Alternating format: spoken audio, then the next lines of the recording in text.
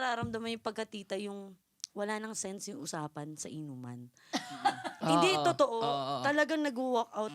Di ba, Nay? Alam mo Alisan yan. mo. Pagka kunwari, kahit sa pipito, alam nila yan pagka, guys, 5 minutes, tulog na ako Pagka naririnig ko na yung conversation ng grupo na, or hindi man pipito kunwari sa ibang friends, pagka paulit-ulit na, or pag naging narcissist na yung kausap mo, yung parang, ako yung ako, grabe nung ikaw na, sige, ikaw na makipag-usap sa sarili mo, matutulog na ako Ganun ko na nararamdaman yung pagkatita na parang, wala nang point. Noon kasi papatulan mo yan Ay, girl, really?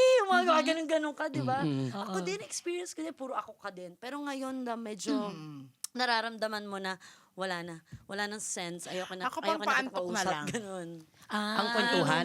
Ang inuman, pampaantok na lang. Tapos sorry. tapos yung hindi ko na matandaan yung mga sinabi ko.